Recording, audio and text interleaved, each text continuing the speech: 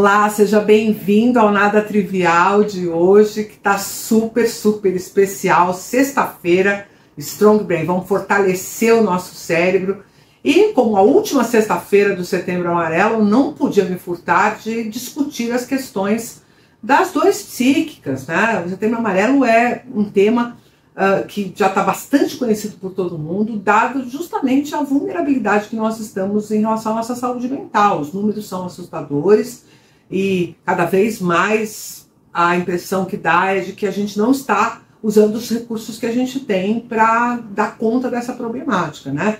Então, hoje eu tenho assim, a honra de trazer a primeira convidada aqui do Nada Trivial, no quadro Strong Brain, que de verdade é uma das pessoas que eu tenho maior orgulho em conhecer, em acompanhar o trabalho de perto, em ter tido a oportunidade de ver todo o desenvolvimento da carreira dela, e que é uma carreira de muito sucesso, que tem feito a diferença na vida de muitas pessoas. Então, prazerzão de chamar aqui para conversar com vocês sobre o tema da saúde mental nesse Setembro Amarelo, Maria Carol Pedalino, doutora Maria Carolina Pedalino, que é uma dos nomes mais conhecidos quando a ideia é a gente pensar em saúde mental de forma ampla, de forma transacional, de forma a incluir as várias facetas do ser humano, e especialmente uma daquelas que ela aborda de forma brilhante, que é o afeto, né? Então, vamos ver o que ela tem de recurso, o que ela tem para nos orientar nesse Setembro Amarelo, para que as nossas dores psíquicas sejam tratáveis,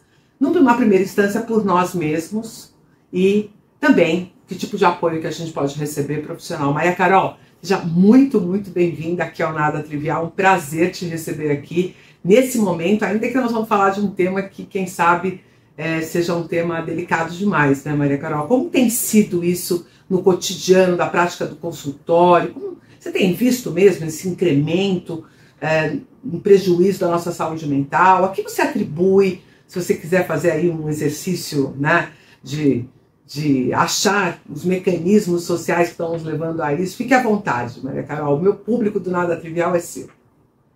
Carla, eu agradeço muito estar aqui hoje, nessa sexta-feira. Que gostoso poder conversar um pouquinho sobre isso e levar a questão tão importante, tão urgente de saúde mental. Você me pergunta, né, se eu tenho visto isso. Nós estamos absolutamente doentes, né? Hoje em dia a coisa está assim, se você não está doente, algo está errado em você, né? A gente precisa entender que a dor e o sofrimento está na pele, né? A dor e o sofrimento psíquico está em todo mundo. E que quando não é um diagnóstico de indivíduo, é porque é um diagnóstico social, né? Se todos nós, ou se muitos de nós estamos doentes, tem algo muito errado no que a gente está fazendo. E é por isso que eu não me canso, Carla, de repetir. E acho que a gente precisa sempre estar revendo o que é saúde mental. Porque está na mídia, Brasil, país mais ansioso do mundo, saiu, né? A Organização Mundial da Saúde lançou os remédios mais vendidos no nosso país, antidepressivo e ansiolítico. Nós vemos a cada esquina, né, farmácia vendendo. Você entra numa farmácia, dificilmente você não vai ver alguém comprando um remédio psiquiátrico, né? O que é que está acontecendo? Que diagnóstico é esse? É um excesso de remédio, um excesso de diagnóstico, é um excesso de sofrimento psíquico? O que está acontecendo? E aí, por isso que eu gosto de voltar e devolver a pergunta, que a gente pense isso até enquanto população: o que é saúde mental? O que diferencia saúde e doença? Estou triste para tenho depressão, estou ansioso, e que é importante estarmos ansiosos nos nossos tempos, mas qual é a diferença para ter um transtorno de ansiedade? Será que a gente está medicando afeto? Será que a gente está medicando de fato o transtorno? E o que é o transtorno? E aí, aqui, para não me estender muito, mas repito em toda aula que eu dou, e toda vez que eu tenho uma oportunidade de falar com grandes públicos, que essa compreensão que saúde mental e doença mental, a diferença está na liberdade existencial. Está na liberdade de podermos sentir as coisas, de podermos nos comportar, né? Então, estou triste para ter uma depressão, a diferença é que na depressão eu entro numa normativa que eu não consigo quebrar. Eu começo a dormir mal, eu perco o apetite, eu não consigo não me sentir triste. Ou a diferença de eu bebo álcool para eu ter uma dependência de álcool. Na dependência eu não consigo não beber. E é aí que é a nossa compreensão, e é aí que a gente precisa entender. E se nós Então, entendemos... dessa forma, né, Maria Carol, tem uma ideia aí que a gente vem batendo muito, que é livre-arbítrio não é um ter ou não ter, é um estado, né? Perfeito, né? O livre-arbítrio é um É, estado, é uma circunstância, não é ter ou não ter livre-arbítrio. Eu faço um exercício, né, de sim. livre-arbítrio. E o que que isso traz, né, Carla, que é fundamental essa compreensão, porque daí a gente pode falar assim, puxa, mas será que alguém é livre? Né? Porque se saúde mental é liberdade existencial, e aí talvez seja o grande ponto, né? Primeiro, a gente parar de achar que doença necessariamente é algo ruim. Isso é um paradigma da medicina que a gente precisa urgentemente quebrar, né? Eu falo, as pessoas com mais saúde mental que eu conheço são pessoas que eventualmente tiveram ou estão deprimidas, tiveram ou estão em crise. É por isso que eu falo que a loucura é que o saudável hoje talvez seja ter uma crise psíquica, É. né? E eu acho que tem um aspecto interessante no que você está trazendo, assim, óbvio que a gente acaba usando palavras fortes para deixar as pessoas conectadas, né, ao Perfeito. tempo que estamos vivendo. Eu acho que você está correta em trazer essa visão e apresentar isso dessa forma. Mas eu também acho que é, se o indivíduo não tem a reflexão necessária para o tempo que ele está vivendo, ele não vai experimentar esses momentos. Obviamente, Perfeito. você não precisa iniciar um quadro de depressão e esse quadro perdurar anos, porque você deve buscar a saída. E a saída é essa saída reflexiva, é essa saída de autoconhecimento, que pode vir ou não acompanhada de um tratamento medicamentoso. Mas Perfeito. se passar por isso no tempo que nós estamos vivendo, dada a superficialização das relações, a superficialização dos desejos, provavelmente esse indivíduo não vai ter mergulhado em nada enquanto ele não mergulhar num quadro de ruptura da sua saúde mental, né, cara? Eu acho que essa é o recorte Puxa, que você está fazer. maravilhoso, né? E aí entra até no tema do que a gente está propondo, que é sobre dor psíquica, né? Aqui de Sim, forma nenhuma é uma apologia ao sofrimento, de forma nenhuma, né? Mas é uma compreensão de que existem sofrimentos inevitáveis. E que a questão é o que a gente vem fazendo com as nossas dores psíquicas, o que que a gente vem fazendo com o nosso sofrimento, e, sobretudo, se a gente honra o nosso sofrimento, né? Numa compreensão de que, se as dores são inevitáveis, qual é o nosso modo de lidar com as nossas dores? Né? é. Tem um poeminha que até Freud cita, né? Fugiu aqui o nome do poeta, mas diz assim: concentrada está a nossa alma na dor do molar. Né? Quer dizer, quando a gente sente uma dor, o que existe é um movimento de concentrar a nossa alma em algo ou em alguém, né? Num luto, num abandono, numa sensação de desamparo. Mas assim, existe uma função nas dores, Tem. né? Você deve se lembrar que eu não me lembro se eu já tinha essa visão quando eu fui sua professora, que faz muito tempo eu era muito jovem. Eu sempre fiz uma pergunta para os meus alunos, né, que eles, à luz dos seus 20 anos, né, sempre capotavam, que é, se você pudesse escolher não ter dor ou não ter prazer, o que você escolheria, né? E, em geral, as pessoas optam por não ter dor, elas não querem abrir mão do prazer, e a dor é um incômodo. E o fato é que sem dor você não sobrevive, sem prazer, mal, sobrevive muito mal, mas sobrevive, né? É possível viver sem a excitação, sem o prazer, sem. Você vai ter uma vida difícil, mas é possível. Sem dor você morre, porque você não consegue reagir, né, àquilo que te afeta, você não tem o alerta sobre o que está te machucando. Então, a dor psíquica deveria ser considerada uma dor igual ou semelhante, né? Ou você tem, por exemplo, uma dor óssea, uma dor muscular, que faz você ter a urgência de procurar uma ajuda médica, né? E no fundo não é isso que Perfeito. acontece, né, Carol? Você que atua na psiquiatria, as pessoas costumam ir buscar o psiquiatra quando a coisa já está num nível de desandado, né? Tipo, Sim. seria o equivalente a ir ao ortopedista apenas quando o braço já caiu, tipo assim, né? Perfeito, a fratura está exposta, e, né? E isso, né, Carla, eu acho que entra um pouquinho na questão e de por que estamos tão doentes também, né? Porque nós estamos muito enfraquecidos no cuidado de nós mesmos. Sim. Né? Se a gente só busca um cuidado quando a coisa já está estourada, né, quando a coisa já está, é porque de alguma maneira a gente falhou muito com nós e, portanto, não honramos as nossas dores. Né? Você fala da dor física, né? E acho que dá para a gente fazer algumas analogias, né? O que que é a dor física? dita de uma maneira bem, né, até superficial, mas quer dizer, existe alguma coisa que irrompe uma defesa, né? Então, estou aqui com o meu braço, vem uma chama incandescente, queima, né, ou abre aqui a minha defesa da pele. E aí o que que acontece, né? Existe uma ferida e aí uma defesa contra essa ferida. Não é muito diferente o que é a dor psíquica. A dor psíquica também é algo que foi aberto, que foi desorganizado no meu psiquismo, né? E se Isso. desorganiza, é uma oportunidade de alguma forma. E aí que está o honrar as nossas dores, né? Porque toda dor, né? Eu gosto dessa imagem, que toda dor psíquica, no fundo, é uma dor de amor. Porque alguma coisa. Carol, e nessa analogia que você está fazendo, gostei desse negócio. Nessa analogia que você está fazendo, a gente às vezes tem uma reação imune, que é uma inflamação e que complica a situação, certo? Perfeito. É uma inflamação crônica, né? Sim. Essas defesas que a gente pode articular quando nós temos uma ruptura da nossa saúde mental também podem inflamar e cronificar? Isso é a crista da onda, né, Carla, da psiquiatria, da neurologia, né? Essa ideia que, no fundo, as doenças psíquicas são doenças inflamatórias crônicas, né? Doenças inflamatórias não intensas, mas como se a gente tivesse uma inflamação recorrente e cronificada. E aí, cada vez mais lançando estudos que é curioso, porque depois que o estudo é lançado, até parece óbvio, mas antes não. Por exemplo, com a ideia de que solidão é inflamatório, né? Ou com a Pronto, ideia, tem uma história de solidão para te contar que aconteceu aqui no canal. Vou me contar conta. essa, você vai gostar. Eu soltei um vídeo, tem umas 2 semanas, eu acho, falando sobre o cérebro social. E eu estava explicando assim: nós temos uma tendência a vivermos agrupados, somos gregários, porém, há momentos em que a gente se isola, porque a gente acaba não encontrando nosso grupo de pertencimento, né?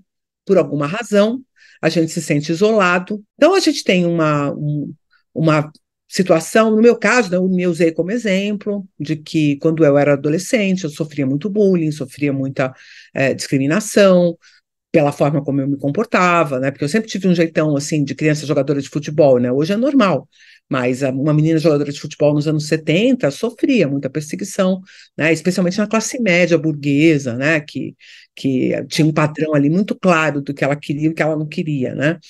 E eu tive que me isolar. Eu entrei na minha adolescência e vivi minha adolescência de forma muito isolada por isso. E só fui encontrar meu grupo de pertencimento já adulta, né? E pude me ressocializar, vamos dizer assim. E foi muito sofrimento para mim isso. Então eu trouxe isso no vídeo e tal. Bom, primeira coisa que o vídeo é o vídeo de maiores visualizações que tem no Nada Trivial, tá? Ele atingiu, acho que Olha, 11 mil visualizações agora, sendo que geralmente a gente tem 1.800, não passa muito disso. Então, isso já me chamou a atenção. E uma outra coisa que me chamou muito a atenção são os comentários do vídeo. Porque tem muita gente que fala assim: ah, eu gosto mesmo de viver sozinho, eu encontrei meu lugar na solidão, eu gosto dos meus animais e tal. Só que essa pessoa, Carol, ela acaba de assistir um vídeo de uma pessoa falando na internet. perfeito, E ela está escrevendo uma Bíblia para mim. perfeito, E ela não quer interação social. Então, qual é a natureza da interação social que ela não quer e qual é a natureza que ela quer? perfeito. Porque É, a solidão gera sofrimento, mas obviamente que companhias, né? Aí eu escrevi assim no comentário: tem o antes só do que mal acompanhado, mas também tem o antes bem acompanhado do que só, né? perfeito.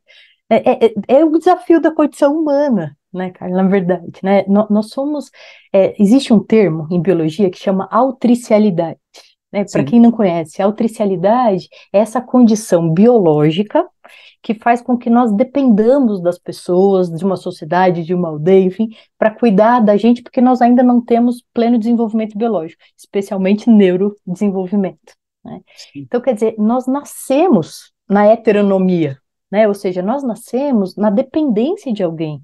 Só que se a gente entende que liberdade existencial, que saúde mental, é essa construção da autonomia, a gente entende essa relação eu, o outro, como fundamental na construção da saúde mental. Sim. Isso até mais os artistas, os filósofos falam disso até do que os cientistas, né, cara? Sim. Eu gosto muito de uma imagem do Schopenhauer, que ele traz uma analogia, uma ideia de que numa aldeia de porco-espinhos, num momento de um inverno intenso, os porcos-espinhos se agruparam para, de alguma maneira, sobreviver.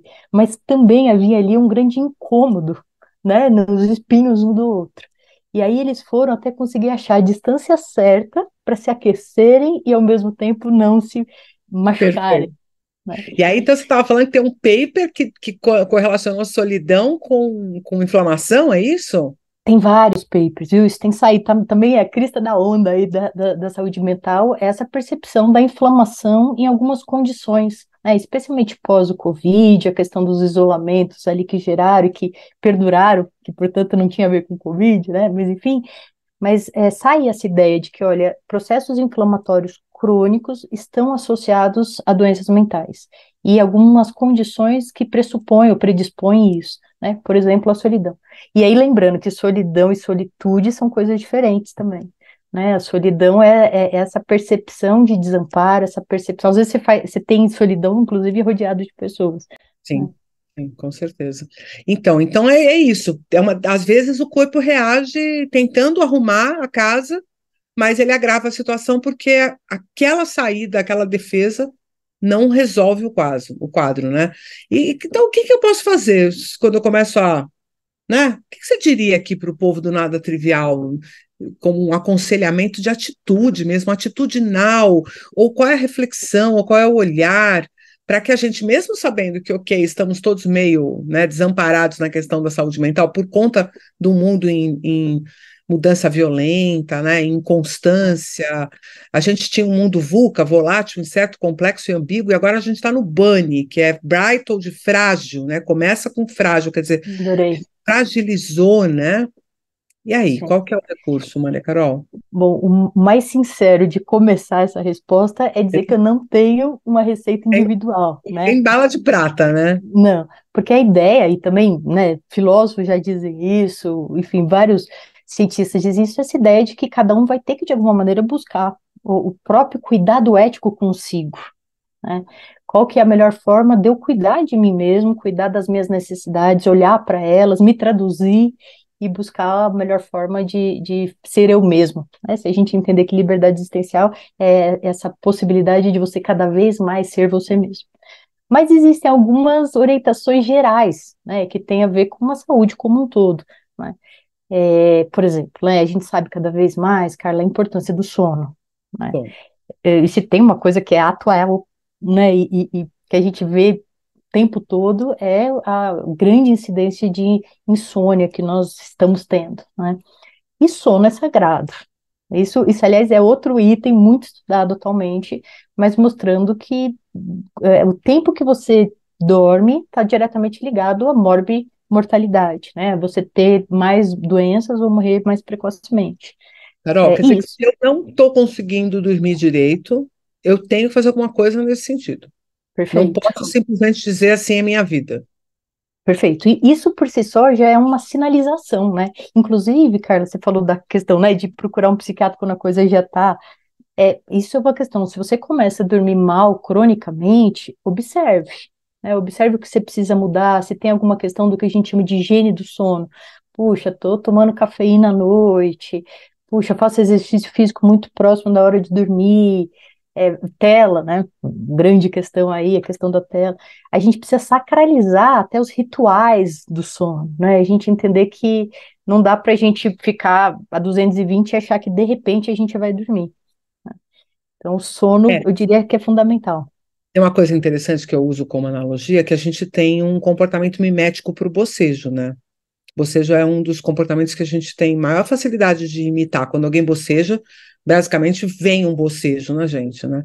Isso está Sim. muito relacionado com o grupo, né, de animais que começam a se chamar uns aos outros para o sono, Que interessante, nunca né? tinha pensado por isso. Sim, Isso é bem interessante. E também tem um outro aspecto ligado também aos tons que os machos mais musculosos fazem, porque eles criam. Se ele está calmo e está dormindo, isso é um sinal de que todo mundo pode dormir, sabe?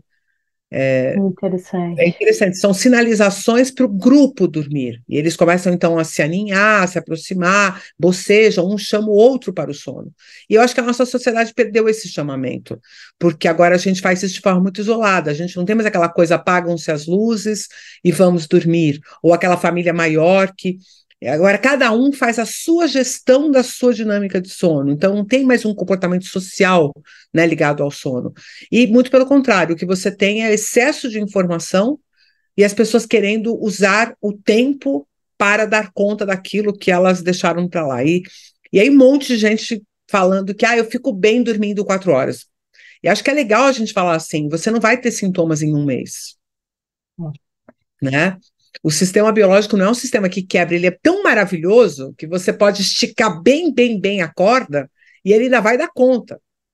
Pois é, e aí, né? E aí que entra a questão até da saúde mental, que você esticou Exatamente. tanto que quando aparecem os sintomas é porque você já está muito esticado aí. Você já não se percebeu nas suas necessidades, É. né? Você Eu já acho que tem uma outra rompeu. coisa, Carol, que eu queria que você comentasse, que é: será que o fato de eu ter um baixo autoconhecimento e uma escuta meio, né, rebaixada sobre mim mesmo, eu já começo a ter sintomas, mas não percebo?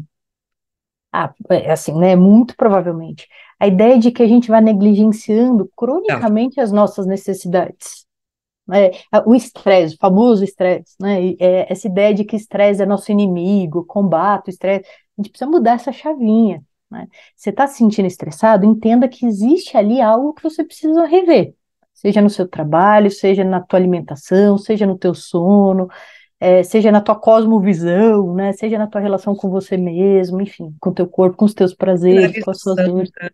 É, E essa história das pessoas conhecerem muitas vezes a reza pela metade, né? Ontem mesmo eu li um texto de um indivíduo dizendo que o período da manhã, como você tem um pico de cortisol, é um período de estresse.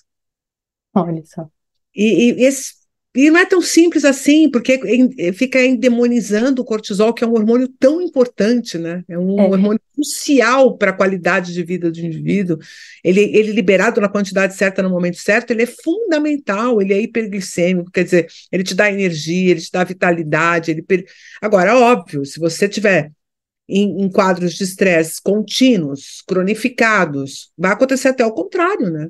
Ainda está difícil da gente emplacar essa teoria, mas já tem muitos dados mostrando que diminui o cortisol dramaticamente a partir do pois é.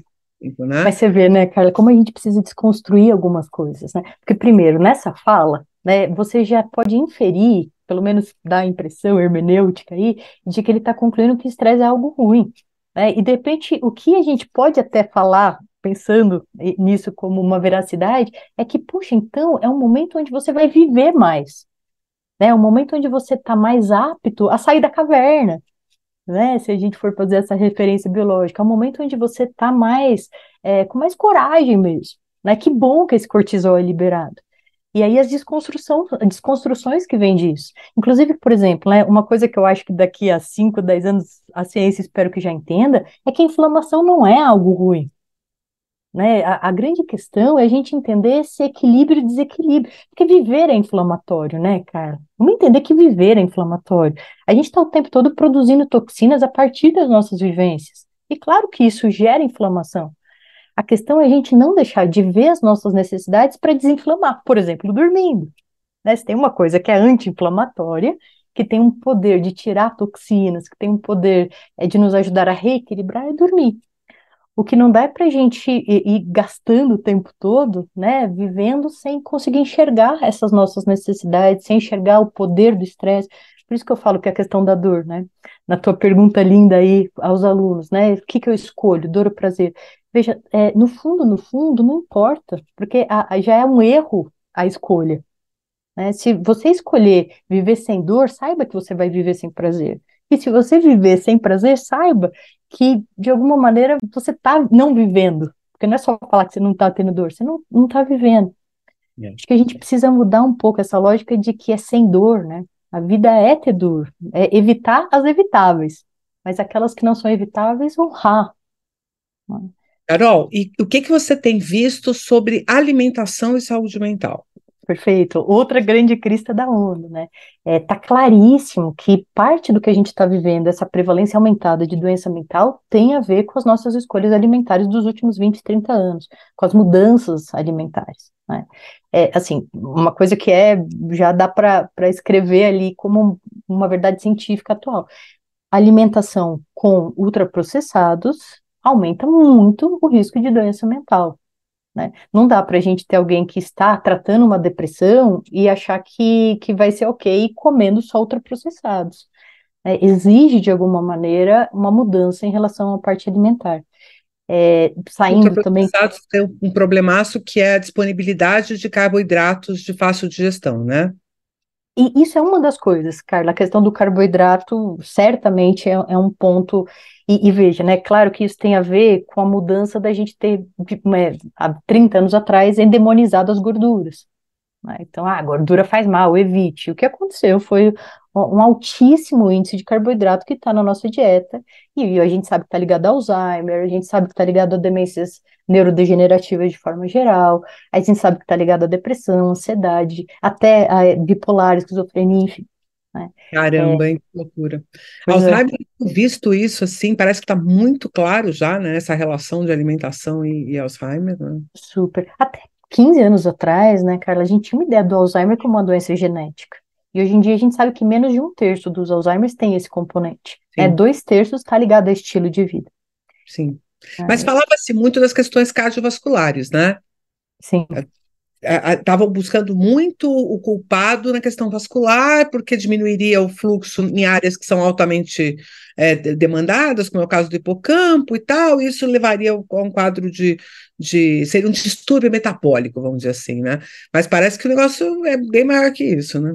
é bem maior que isso, mas talvez é porque foi um culpado em comum, né? Porque hoje em dia eu gosto muito, aliás, quanto mais eu estudo Alzheimer, mais eu acho isso, do termo de dizer que Alzheimer é diabetes tipo 3, né? Porque a gente sabe que está ligado ao metabolismo da glicose. Mas, Então, Carol, isso para mim é alvissareiro. uhum, Porque a doença que a gente achava que não tinha caminho, a gente começar a encontrar os mecanismos de prevenção, caramba, perfeito, sabe, a gente tem que olhar as perfeito. coisas a partir de onde eu estou ganhando controle, de onde eu tenho domínio, que são coisas que dependem de mim. Porque as doenças que não dependem de mim são horríveis, né? Pois é, eu tenho uma visão muito parecida, cara. E, aliás, acho que tem tudo a ver com o que a gente está falando, né? A gente honrar quando a gente adoece, a gente honrar quando a gente está numa crise, a gente honrar as nossas dores psíquicas, na compreensão de que existe um convite ali. Existe algo que você está sendo convidado a partir daquilo a se rever. E quando a gente tem uma descoberta científica, poxa, isso ajuda muito a gente pelo menos, a ter uma noção maior de bússola, de caminhos a ser seguidos, né? Perfeito. E eu vou fazer uma última pergunta para você, porque senão o nosso vídeo. Bom, você sabe que você vai vir para o nosso podcast, nós vamos passar uma Bora. tarde conversando. Isso aqui é só para o meu público te conhecer mais de perto, porque o público do Nada Trivial não é o mesmo público que a gente tinha lá no canal do Instituto Conectomos, então a gente tem que te reapresentar para esse meu público aqui do Nada Trivial, mas a gente vai avançar e vamos ter mais tempo com Maria Carol. Eu sei que vocês estão tipo, já vai acabar. Infelizmente, vou fazer uma última perguntinha para ela, mas que eu acho que vai ser bem interessante, porque existe uma dinâmica que eu queria que você considerasse, Carol, que diz respeito a que momento específico um indivíduo pode começar a compreender que é hora dele procurar uma ajuda profissional. Tipo, existe algum sinal de que eu estou perdendo a perspectiva? Porque você falou da liberdade e do exercício dessa liberdade, né? Que é a liberdade existencial. Mas eu acho que isso já fica tarde para Sim, eu começar a achar que eu preciso achar algum recurso. E se eu preciso achar um recurso, qual é o melhor caminho? Eu procuro um psicólogo, vou direto a um psiquiatra, qual que é a lógica para eu iniciar essa minha busca para que eu não fique com aquela pecha de que eu enlouqueci, né? De que eu perdi a minha sanidade, porque não é isso, né? Tem a ver com essa brecha de eu usar o que eu estou percebendo em mim como recurso para eu buscar essa ajuda profissional, né? perfeito. Tem a resposta simples e rápida e a resposta complexa. Eu vou deixar a resposta complexa para o podcast aí, para Tá ter uma bom, deixa para você me chamar. tá Mas a bom. resposta simples, né, é assim: observe o teu sono, observe o teu apetite, observe o seu humor e a dinâmica dos teus afetos. Observe a tua relação com os seus prazeres. Se antes coisas que você gostava perderam a graça, aí você começa a ter uma redução. Observe as tuas relações sociais. Se você começa a perceber que cada vez mais você não quer se relacionar com as pessoas, né? Observe a sua tristeza, né? Porque tristeza é normal e é saudável sentir. Mas se você começa a perceber que você só consegue ficar assim, que você não consegue sair disso, se você está preso numa normativa desse sentir, talvez tenha algo que pode chamar a atenção. Observe as suas crises, né? Não necessariamente é uma doença, mas as suas crises podem te servir para te colocar numa busca por ajuda profissional, né? Porque você não precisa também só procurar ajuda profissional quando necessariamente você está doente. Observe a tua ansiedade e a tua relação com ela. Ela está te ajudando a ter um melhor desempenho ou ela está te prejudicando? Tua Perfeito. energia. Acho que energia é um ponto importante também, né? Você tem percebido que você está cada vez mais cansado, que você não consegue. Não adianta uma boa noite de sono que não descansa. Observe os seus cansaços também. Acho que esses são os pontos principais da resposta simples. Joia. E a gente tem uma coisa também que eu acho que eu gostaria de falar, que é assim, nem todo profissional que atua em saúde mental tem essa visão, né? Alguns consideram que a medicação é a primeira urgência e que não tem outra possibilidade. E ainda tem um agravante. Nós temos, quem sabe, seus colegas de outras áreas e especialidades que acabam tentando resolver coisas que não são deles, né? Então, cardiologista prescrevendo hipnótico para insônia e coisas desse tipo. Tem algum cuidado especial, alguma atenção especial que você deixaria aqui para o público? Primeiro, reforçando o que você falou, é isso, né? A gente tem um paradoxo na saúde mental, na psiquiatria, que a gente tem um hiperdiagnóstico e pessoas que não deveriam estar sendo medicalizadas, e também é importante a gente lembrar que a gente tem um hipodiagnóstico. Tem muitas pessoas em sofrimento psíquicos importantes e que por estigma, preconceito, enfim, ou desinformação, ou falta de acesso, também não são cuidados. O que orientar, né, em relação a isso? Primeiro, busque alguém que você confie, um profissional que você confie, que na medida do possível te escute, que você sinta que você está sendo compreendido. Discuta com o profissional a conduta, né? Conduta tem que ser dividida, né? Se der da medicina douto do saber, que vai te passar um remédio, né? A gente precisa quebrar isso. Eu falo isso com os estudantes de medicina também, a gente precisa quebrar. Todo mundo, né? Pois é, né? É a ideia de que a gente precisa buscar curas participativas, né? Eu preciso fazer parte da minha cura. Não é Perfeito. como uma apendicite que eu me saio de mim e a pessoa arranca o que está me fazendo mal. Depressão não se cura assim. Não existe remédio Perfeita milagroso que essa arranca a analogia, depressão. né? Seria maravilhoso, me anestesia e tira isso de mim, né? E tira isso de mim. Não é, né? Porque se fizerem isso, saiba que a depressão vai voltar. Porque Sim. nesse sentido, né, a doença é generosa com a gente.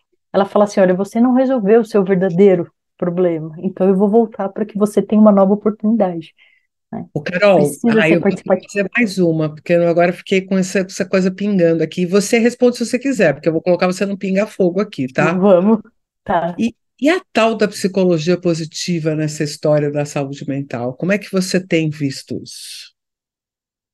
Pois é, você me colocou no fogo mesmo, Carla. Primeiro é importante falar que eu tenho pouco, enfim, expertise, né? O que eu tenho enfim, algumas leituras, algumas pessoas que vieram com a psicologia positiva, tudo. Mas assim, dito isso, e portanto pode ser leviana a minha resposta, mas eu tenho alguns pés atrás com isso, né? Eu tenho um pé atrás com tudo aquilo que de alguma maneira tira a complexidade das coisas, né? Que tenta buscar respostas simples para coisas que não são simples. Acho que tem muita coisa, desculpa até a brincadeira com a palavra, mas positiva que a gente pode tirar daí. Acho que dá para fazer um filtro, mas eu não acredito que está aí toda a solução do que a gente precisa enquanto terapêutica, não. Eu tenho um pouco de receio, é onde eu sempre me pego, ainda que eu saiba que são diferentes formas de aplicar e que existem os profissionais que são né, os construtores da teoria, os que aplicaram e viram os resultados, especialmente em comportamento humano, mas que É, também essa teoria se desdobrou e hoje ela também está sendo abordada e absorvida por pessoas que querem resultados rápidos e imediatos para problemas complexos, né? Mas eu exato. queria terminar a nossa conversa falando um pouco sobre positivismo tóxico, porque é como Boa. se a gente quisesse eliminar a doença da nossa sociedade, é, tra- considerando que isso é o remédio, né? Que a gente seja histericamente feliz. E essa felicidade a qualquer custo, era quase mania, sabe, gente? E mania também é uma ruptura da saúde mental. Perfeito, né? Então, Perfeito. esse equilíbrio e a percepção, e o mais importante que eu acho, é a verdade de cada um de nós, né? Com as nossas histórias, com as nossas infâncias, com as nossas dores, com os nossos recursos e com a possibilidade que a gente tem e o desejo que a gente tem de seguir construindo algo de positivo para nós e para o nosso entorno, né? Um pouco do impacto que a gente quer ter. Porque às vezes a gente acaba tendo um perfil que é um perfil derrotado, né? De desistência, como se a gente olhasse e dissesse, são 7 bilhões de seres humanos, e eu não, 7 tanto já, né? E eu não tenho nada de especial nesse mundo. Mas é importante que você saiba que você é extremamente especial para uma pessoa, você mesmo. Porque essa Pois é. existência é única. Então, se você não estiver entendendo, e se em algum momento você tiver dúvida, né, Carol, sobre a importância de existir, vale a pena você se questionar sobre o que é que tirou de você esse desejo, essa importância, essa visão, porque a vida é o grande barato, né? Então, a vida, as relações e tudo que tem nela, e tudo que tem os desafios que tem nela e os altos e baixos. Vira e mexe eu tô quebradinha, vira e mexe eu tô na mania, eu costumo brincar que dificilmente eu ficaria deprimida, porque como eu reajo, né, eu reajo na mania, então quem reage na mania dificilmente deprime, né? Mas nada me livra de uma bipolaridade. Mas você vê, né? Vou brincar aqui com você, mas às vezes depressão é a cura nessa ideia, né? Porque às vezes deprimir também é entrar em contato. Mas deixa eu colocar uma coisa importante. Primeiro, você falou da positividade tóxica, né? E a gente tem aí super recente a morte daquela esportista, Valesca, né? Né, as pessoas me trouxeram algumas informações e que ela tinha alguns posts que lembram um pouco isso, né? Essa coisa da positividade tóxica, de vamos lá, as nossas dores. E é muito diferente, por isso que eu sempre reforço que não é uma apologia à dor, né? Mas é uma possibilidade da gente não achar que a gente precisa excluí-la da nossa vida, né? Então não é vamos sofrer, que sofrer faz bem, eu vou ser uma pessoa melhor com as minhas dores. Não, E mas não é olha, ficar no derrotismo e nem no pessimismo exagerado, porque isso, obviamente, é fonte de desconforto, né? É ter uma temperança. E isso. assim, tá pronto para a verdade um pouco, né, Carol? Eu acho que Pois é, e aí, né, ainda pegando a deixa, cara, essa ideia de que saúde mental não é ser feliz, isso é bobagem, né? Saúde mental é sobre ser inteiro, né? perfeito, Os momentos mais doloridos da minha vida, né, a diferença entre eu estava ou não com saúde mental é se eu estava ou não inteira ali, perfeito. né? E aí que é a grande questão, a gente conseguir ajudar as pessoas a se tornarem inteiras. Não é esse imperativo da felicidade. Felicidade vem na bagagem, vem sem querer, né? E não quando a gente está almejando ela. Perfeito, meu amor. Você inteira aqui no Nada Trivial, eu Inteiríssima. inteira conectada contigo e com tudo que você ensina pra gente, tudo que você provoca. E fica se preparando aí que nós vamos ter um podcast de umas 8 horas para dar conta de tudo que eu quero falar com você, tá bom? Imagina. Obrigada, querida, pela sua Obrigada, Carlos. generosidade, pelo seu afeto e por todo o seu conhecimento que você compartilhou com o meu povo aqui. Você sabe que eu conto muito com você para esse olhar, para essa visão da psiquiatria tão humanizada que você pratica. Parabéns pelo seu trabalho e muito obrigada, viu? Eu que agradeço, Carlos. Um abraço para todo mundo. Muito obrigada pelo convite. Um beijo grande. Pessoal, vocês viram, né? Que show de bola, que barato essa conversa com a Maria Carol. Ela é incrível. É uma das alunas que eu tenho mais orgulho, né? E hoje ela é tão minha professora. Então, eu espero que vocês tenham gostado. Eu desejo para vocês essa construção de um cérebro forte e saudável que encara a vida com tudo que ela tem. Se fosse trivial, não ia ter a menor graça, né? Então, fica aqui. Um ótimo final de semana para você. E a gente se vê semana que vem, que todo dia útil é dia de vídeo novo aqui no Nada Trivial. Um abração.